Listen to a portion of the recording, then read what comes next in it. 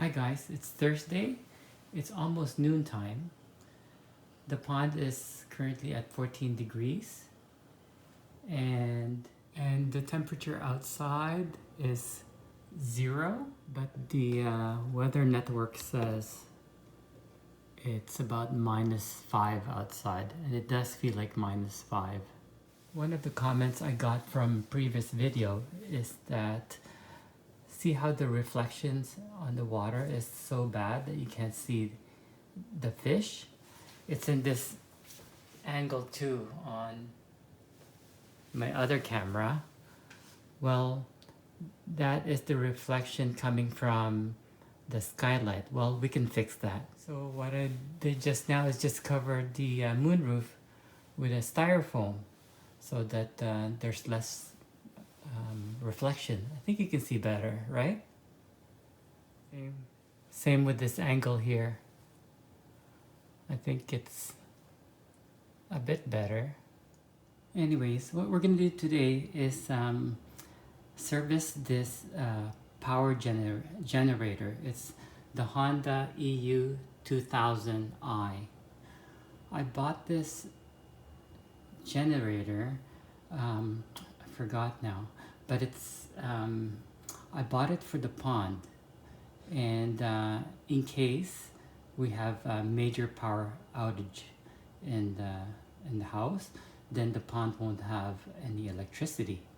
The last time we had a power outage was back, I believe, in 2001, 2002. It was in the summertime, and I remember we didn't have any power for 2 days. So thinking back, what happens if ever the power goes out, especially in the winter, or when it's really cold, or in the summer when it's really hot. So this is what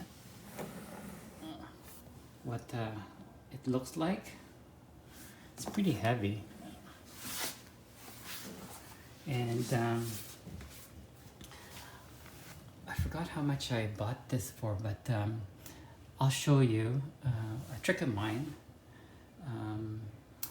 to figure out, instead of going back and looking for receipts. So what I do is on my calendar, almost everything I buy that is important to me, I set it and record it on my calendar as an event. So I just type in Honda EU2000i on my calendar search, and this is what I got. And there you go. I bought this generator for $1,299 plus taxes and plus a $40 delivery charge. And it looks like I bought this in January 1st, 2016, so 6 years ago. I'll show you another example. Let's say I want to know how much I bought my Kohaku for. So I type in Kohaku,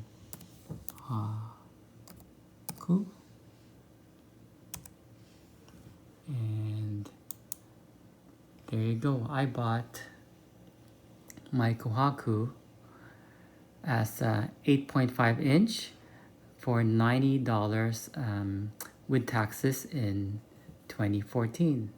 So another trick I have is to use this calendar to remind me of certain maintenance things that I have to do on a regular basis. And so I put down, for example, when the last time I started this Honda generator. But really, you have to start these generators every so often, like every 6 months, every year. You can't just let it sit, or else the motor might seize. So if I wonder when the last time I started this generator, I have a reminder for that on my calendar. So under search, I type in start Honda generator.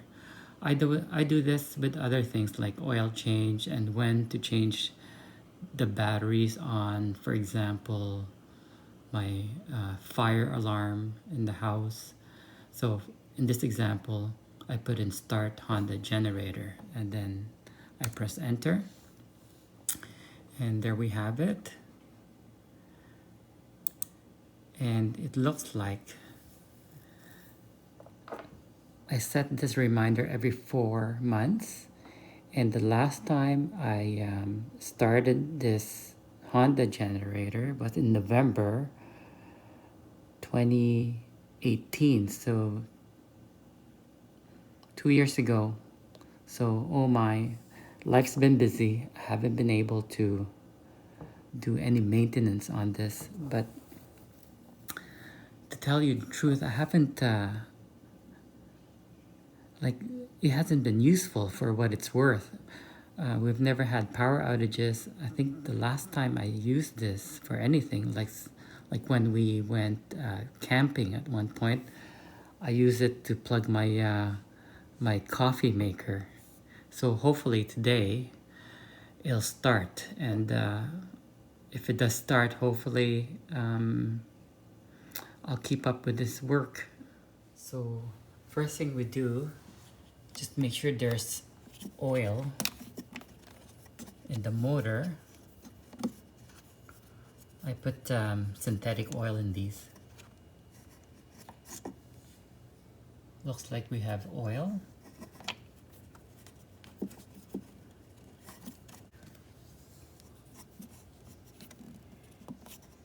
There you go.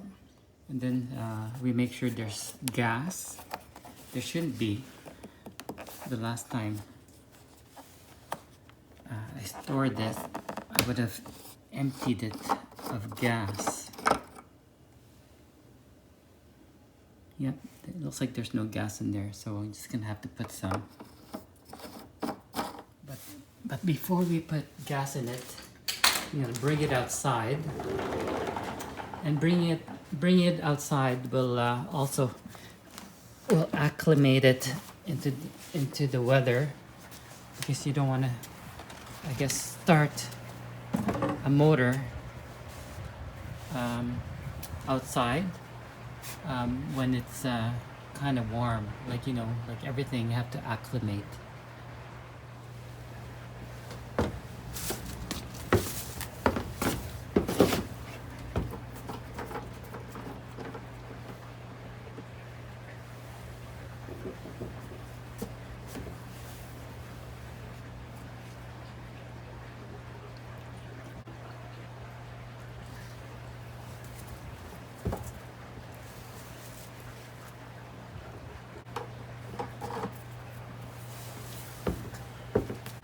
So I haven't started this in more than a couple of years, and I just know I'm gonna have a hard time starting it, and just fingers crossed that it would start, that I don't have to bring it to the shop. So I think what you do is close the choke to give it a leaner fuel, and you just turn this on. And I'm gonna sit you here for a second, and I'm gonna pull the cord there to try to start it. Okay, here we go.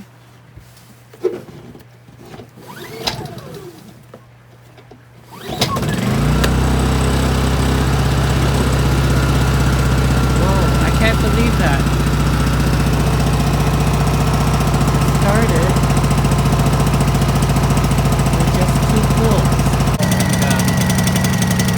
Supposed to close the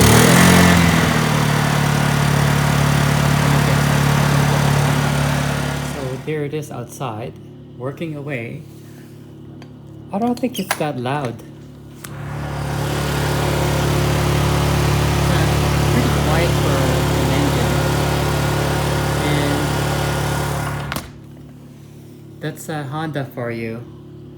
After 2 years of not having started it, it works on 2 pulls, like all the other Honda machines I have. I have a car, I have a lawnmower, I have a trimmer, I have a snow blower. That's a Honda. And Hondas are, if not one of the best engine makers.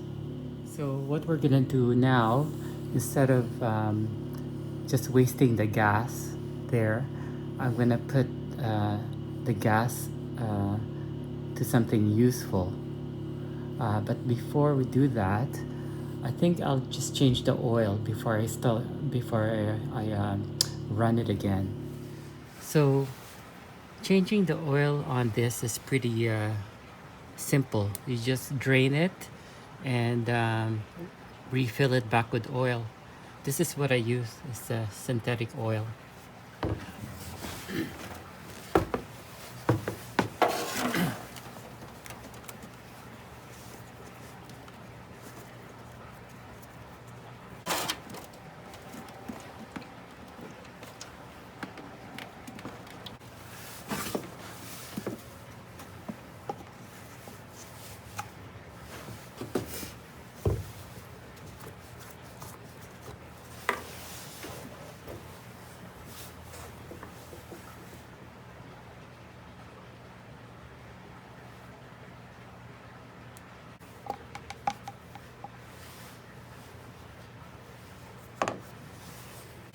So my hands are frozen, and what I'm gonna do to put a load on this so that so we can use the gas, is I'm gonna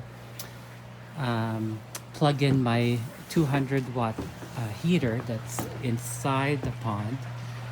It only goes on during the night, but today we're gonna turn it on during the daytime so we can spend the gas. So that heater is connected into this here. Look at the mess.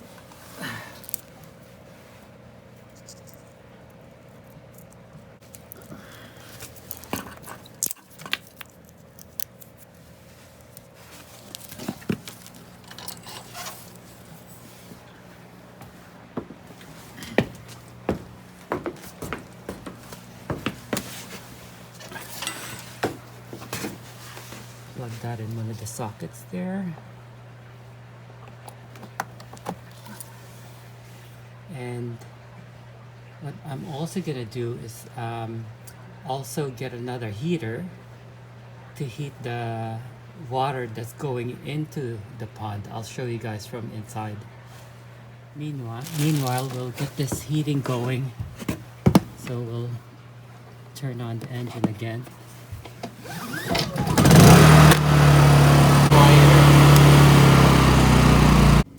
So the cavern temp right now is 14.9 Celsius inside that cavern there. So let's see how high it goes up to. The other heater I'm gonna use is this heater right here. I haven't used it yet, but it's a ceramic heater.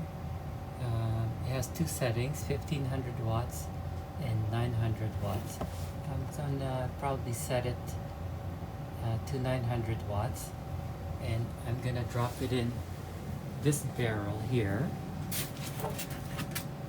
which heats up the water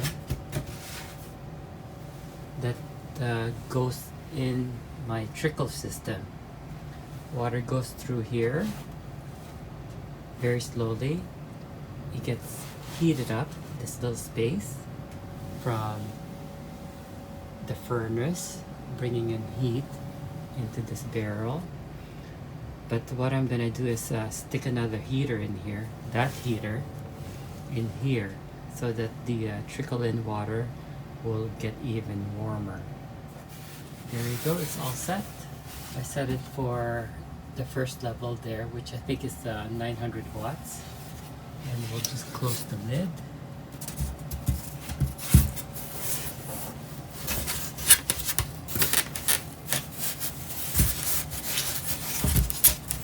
And I think there's enough hole there for the for a little bit of venting to come out so that it doesn't get too hot in there.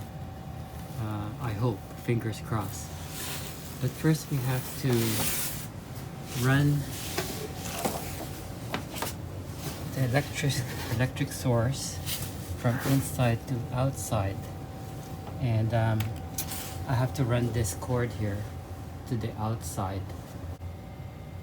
So this is the hole I have to work with that runs to the outside, and I have to thread the plug here through it. So what I did is I just attached the wire there so I can pull it from the outside. So we'll try that. I think it should work.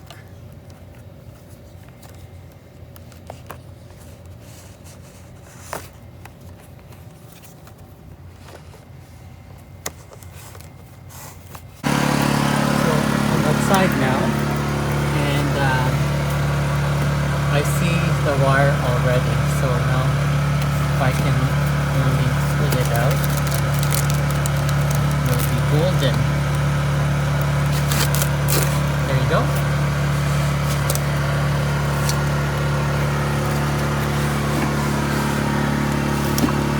So I think I'll leave this here because it's good for leave it out. Good for anything emergency, but leaving things outside, things get deteriorated, so I'll have to think about that. So I'll also plug this in. It's still in eco mode, so hopefully it'll work on eco mode. We'll see.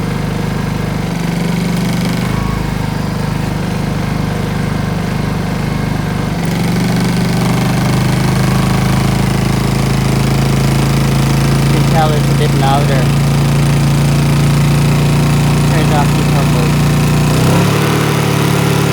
So we'll check on the ceramic heater, see if it's working.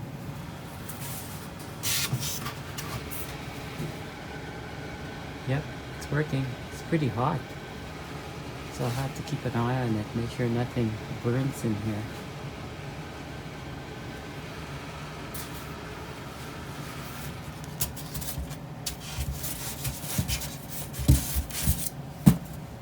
So right now, the line, the trickle-in system here that goes into the pond, the temperature of the water going into the pond is it looks like 20.8 degrees. And what I did here is at the end of this is the probe right there, and it is underneath this styrofoam here. It just touches the blue tube, so it's not an accurate water temperature, but it's kind of a proxy. It's an approximate of how warm the water is that's in that blue tube. So it's right there, and the temperature right now is 20.9, and I don't know if the heater, our furnace is on.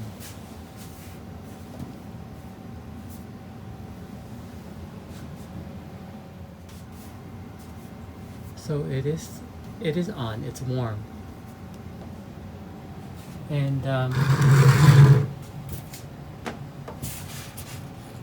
so there's a couple of getting warm in here. I think I'll have to give it more venting. I don't want anything to burn, especially that heater. So there's a bit more venting. So warm air is traveling from the furnace there into here, and also now the heater is also on,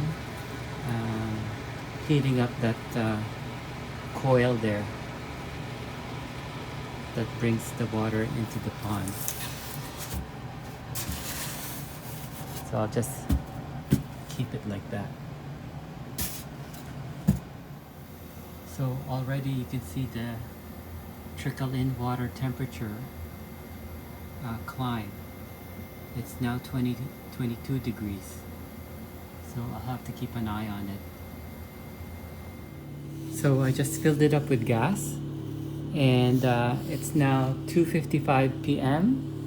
and we'll see how long it takes for that generator to use up all that gas. So I'm getting a little bit nervous here because I think it might be getting too hot in this drum. I don't want anything melting in here and starting a fire. So I'm gonna monitor it with this thermometer here. I'm just gonna hang it on the side here so we can see where the temperature is at.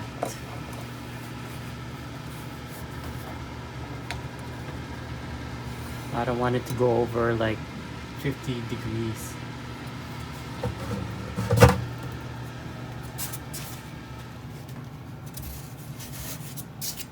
So we'll go check what the temperature is inside this barrel.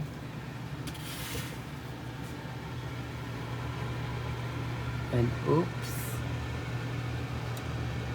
it's 50 degrees already, so I better take this out before this thermometer pops.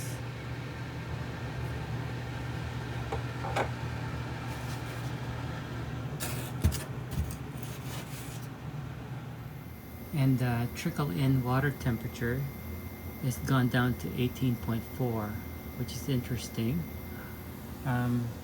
That's probably because the furnace stopped kicking in to warm up that blue hose there,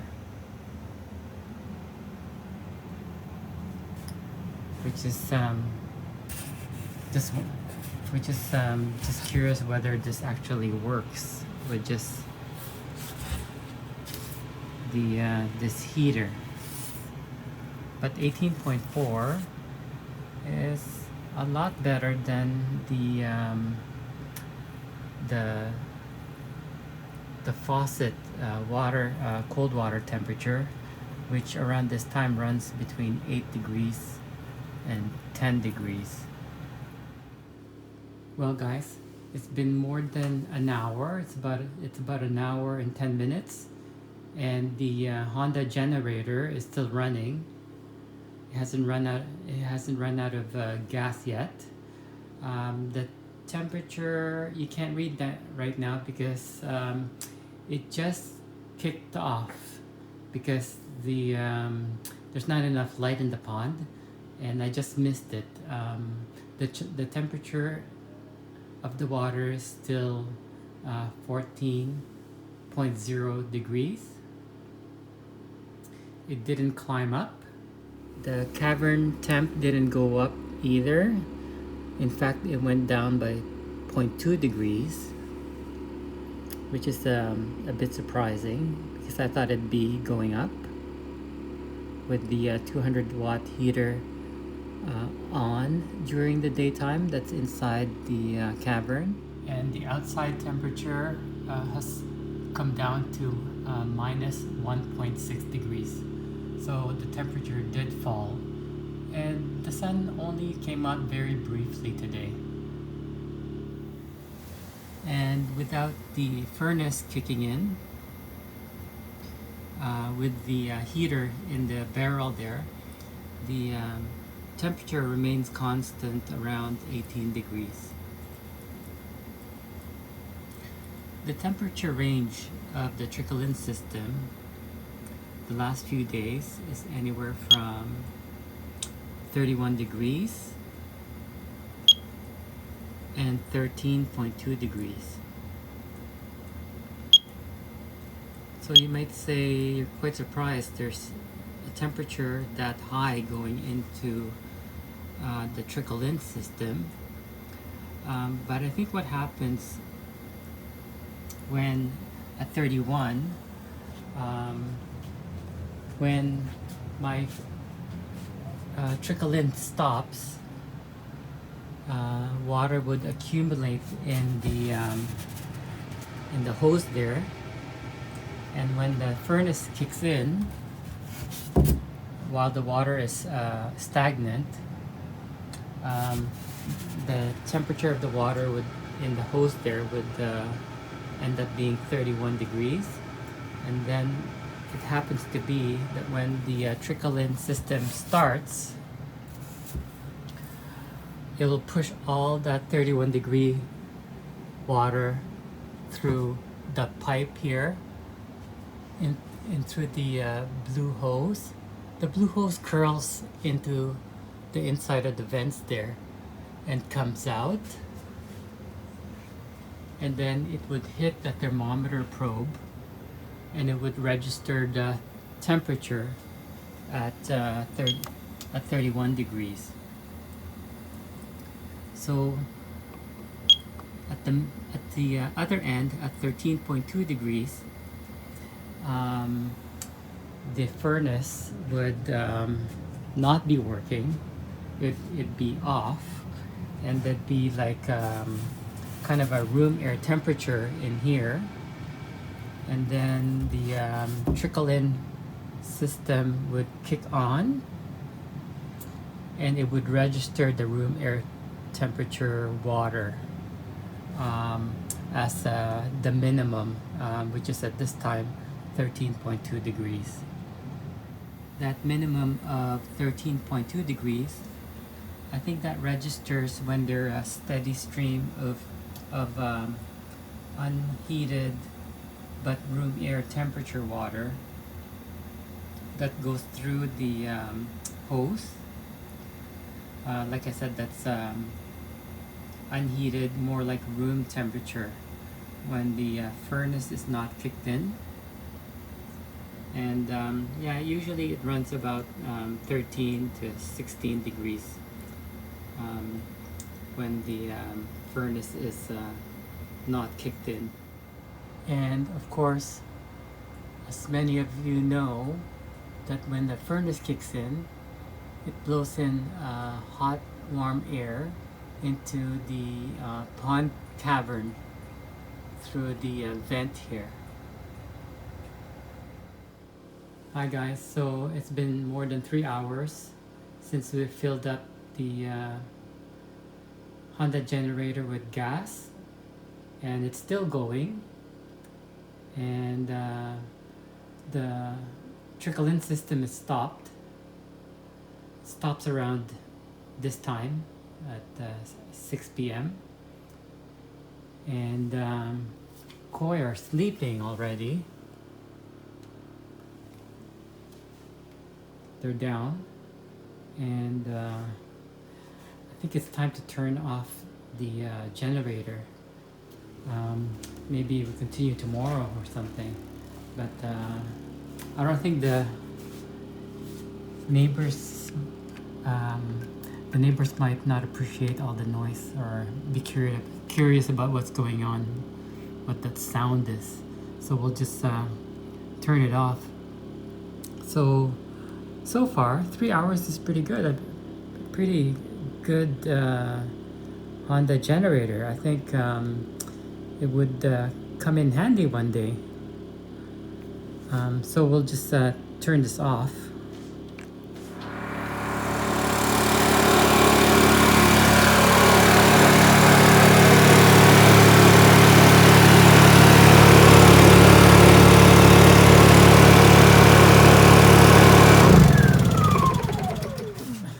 There you go. So I hope you guys like this video, and sure did learn a lot about my little Honda generator. Until next time, I'll see you guys. Bye. So so it looks like the gas is almost empty. It's almost to the bottom here. So this generator can easily run over 3 hours at 1100 watts of load on it.